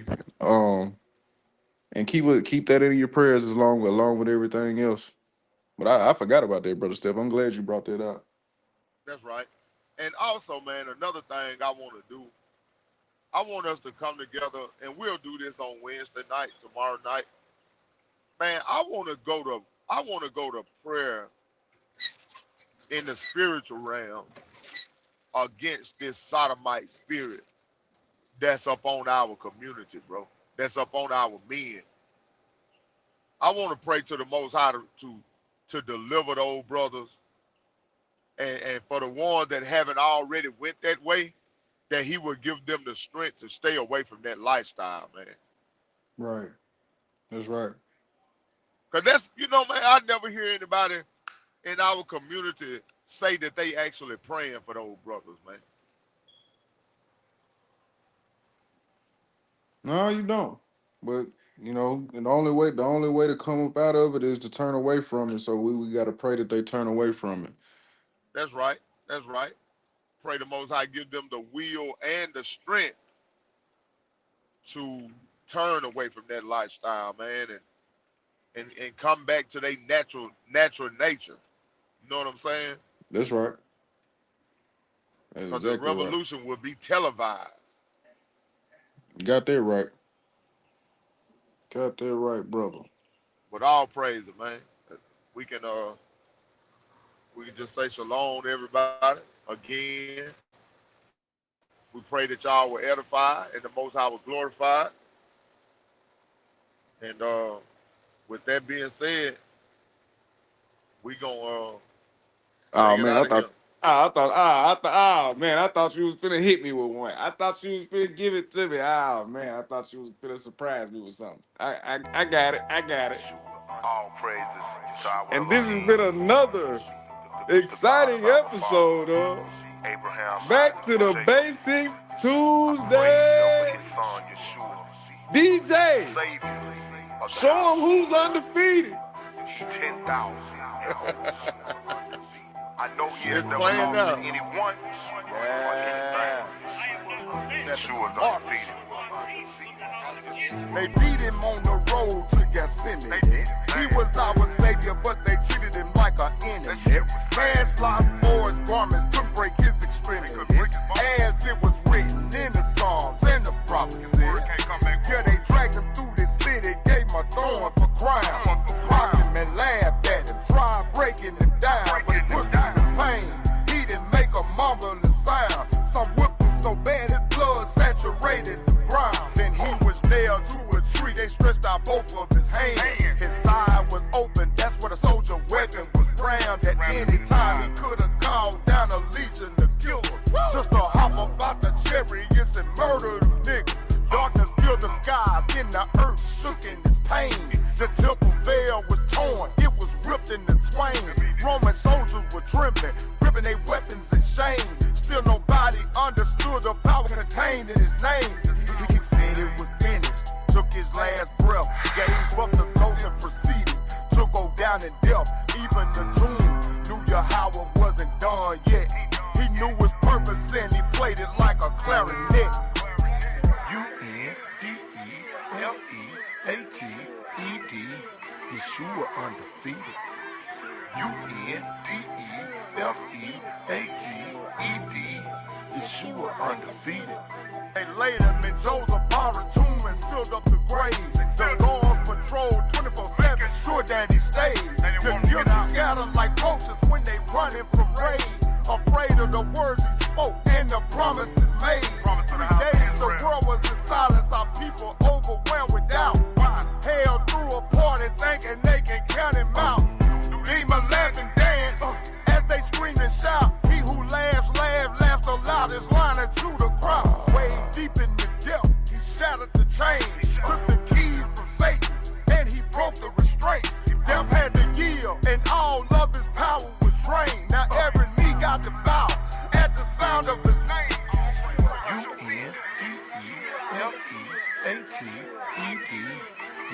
Yeshua undefeated.